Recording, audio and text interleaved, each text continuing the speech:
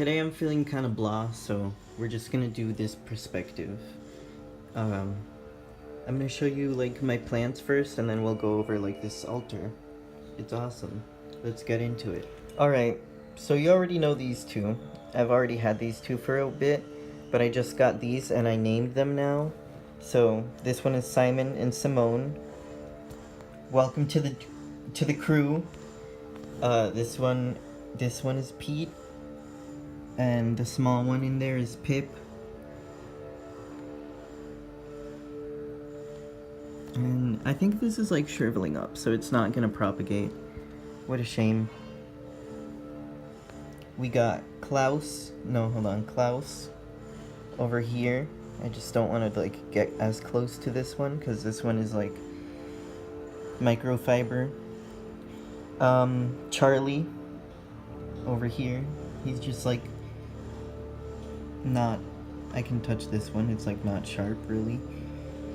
And Chip.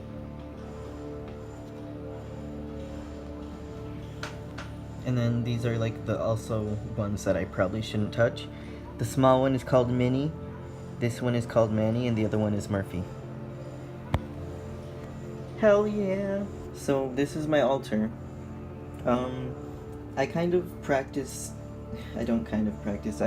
this religion called Wicca, and it's basically just a nature-based kind of thing, and like you focus on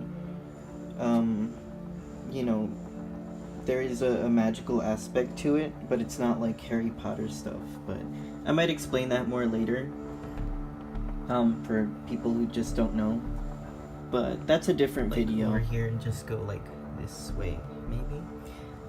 So this is the candle that is supposed to kind of represent like a divine feminine, which we call the goddess, and it can be more than one goddess, you know. I just have this here because my grandpa gave me that, and it's like it has like a feminine aspect to it, you know. It is a Christian kind of thing, but I don't really believe in I don't have like a Christian path. This is the masculine candle, the divine masculine, and I have the other one that my grandpa gave me, so that goes there. The divine masculine isn't necessarily like a Christian thing either. It could be like any other religion. You can just, most religions have many deities, some have only a few, but it's whatever you decide. Here in the center I have these lentils and like grains, and a $2 bill and a fake $100 bill. Well, it's not a dollar, it's a soul. And this is just to bring like prosperity and like abundance and stuff. The lentils and the grains are kind of a tradition here on New Year's, so that's where they're from. And in a more, following my ancients kind of way, the Incas would, also leave offerings of like grains during like certain festivals and stuff. Next I have a symbol as well attached to each of the deities. And this one is just a rock that looks like half a moon that I found. And this is a clay sun that I made out of like some silver iridescent clay. Oh, and I also like designed the altar cloth. It's like a silk cloth that I painted in dyed rather, in middle school, and I was like, yeah, I can repurpose this. I also have this silver kind of like pendant keychain thing because the goddess also likes offerings of silver. Next, the way that like a lot of Wiccan altars work, like a lot of like traditional ones work, and the way that I just think make the most sense is the earth in the north, there's then the air in the east, fire in the south and water in the west, and I kind of like align them perfectly in that way so they're not like facing the perceptive, you know, north. I put like a compass down here and, you know, align them with where they're supposed to go, so it's a little more accurate, and I feel like it just like it feels more right, man. Anyway, for the earth portion, oh look, you can see my reflection, hello. For the earth part right there, I have a big brachiated jasper. This is an amethyst, and then this is a rose quartz. I also have my pendulum here.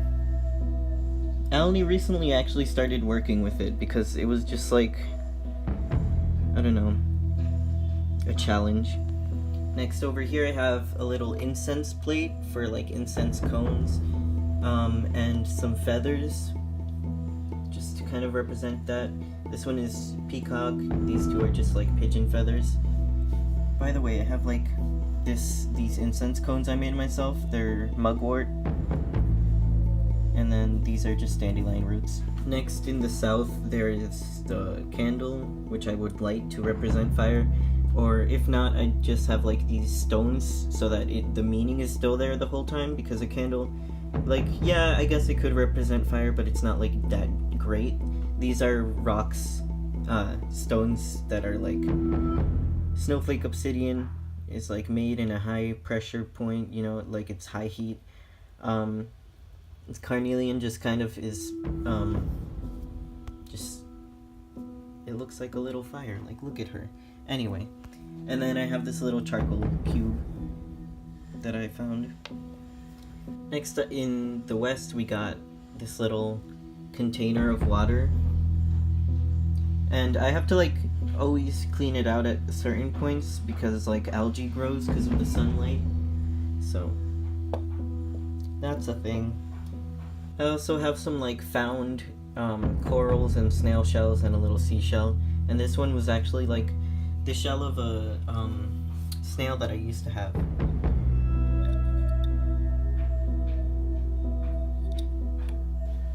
And then in the center I have my pentacle plate, and the pentacle, by the way, just for, you know, people who don't know, this isn't a satanic thing. I don't believe in, you know, like the Satan aspect of mythology and whatever. But it is here as like a signifier of like the kind of unity of all the elements, you know, they're all in the points. Like each symbolizes one, and it also can symbolize like spirit and just like magic. And it's just like, it's good for things that you want to like bring into the world. So I have a bunch of like money onto there. This is basically the Incan version of like that. It's like the it represents the three realms and like different states and different animals and like some deities and stuff. It's a pretty cool little thing all in there. And then this is a Wairuro, which is like also this like Peruvian prosperity little thingy. So outside of the elements, there's also some like offerings here. I have them in a shell. So I have some offerings of little coins to bring, you know, prosperity. It's like a big thing, a big theme here, isn't it? And then this little leaf that I found interesting as well. I was like, there you go, you can have that. Story time. The mortar part of my mortar and pestle broke.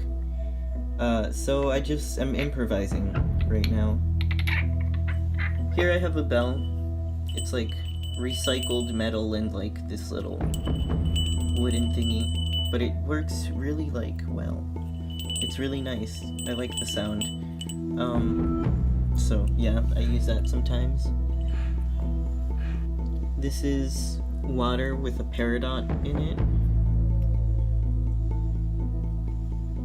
and you mix that with sage salt to kind of make like a purifying water kind of thing, but only like not in a real way. Like you can't like drink that water, you know, it purifies it in like a spiritual way. This is a little charm that I made like probably sophomore year. It's very old. It has like a little dip here that I filled with like some herbs and like sealed it up and everything.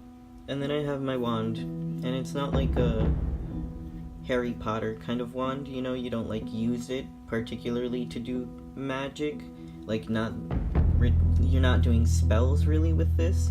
This is more so used for like directing energy when you're trying to like cast a circle. And I know a lot of you probably don't know what that means, but that's okay. I'll probably explain that later. And then there's these like symbols that all have different correspondences, and this is a peridot.